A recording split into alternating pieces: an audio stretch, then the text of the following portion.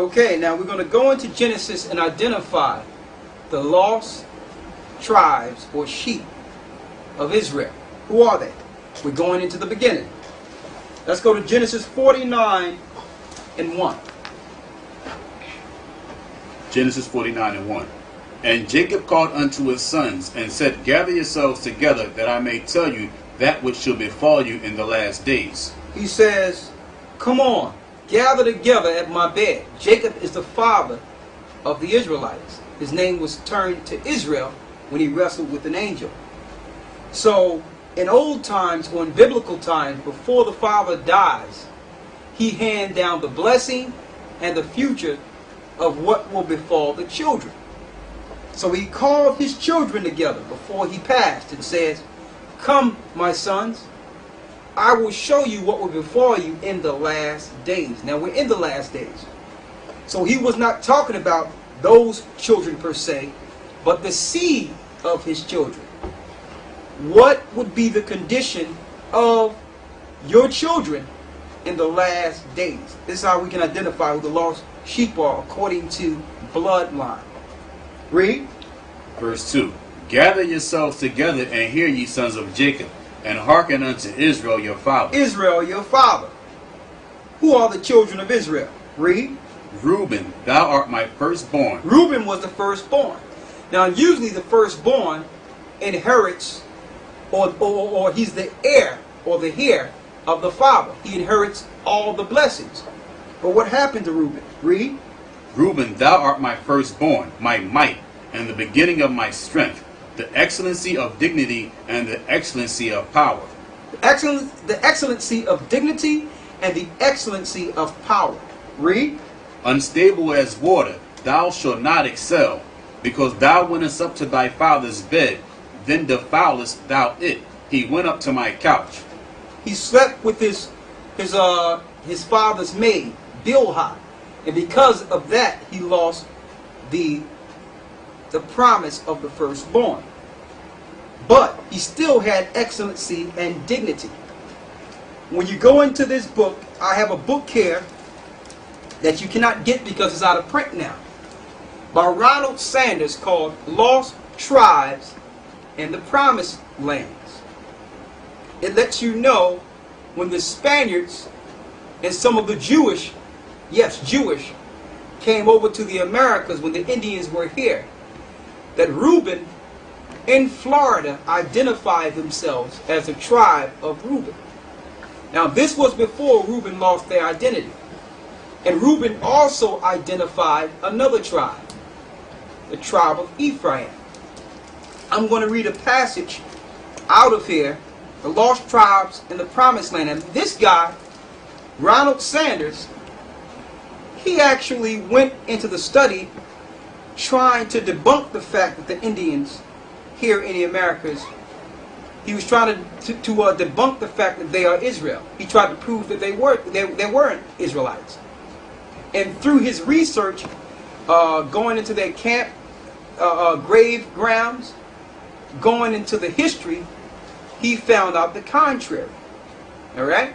And he took historical documents to put together this book.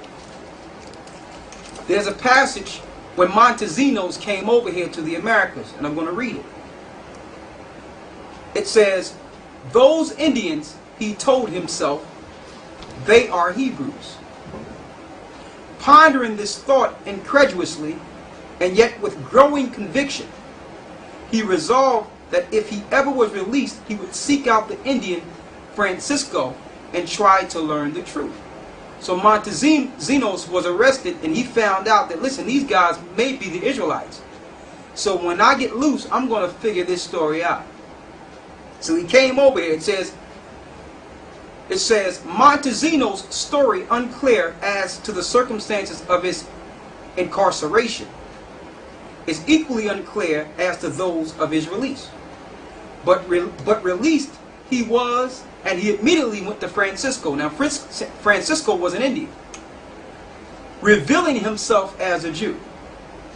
Montesinos proclaimed his conviction that Francisco's hidden people were of the same race as he. Would Francisco lead him to them? The two men were soon back in the rugged mountains in which Francisco had made his initial revelation, marching relentlessly for a week before they finally came to a halt. It was a Saturday. That's the Sabbath.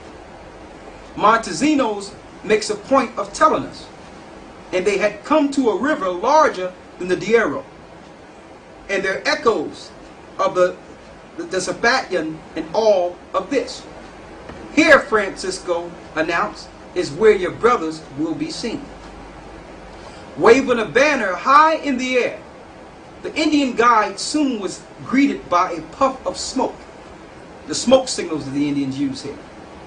Far beyond the other banks of the river, a response of his signal. The two men waited.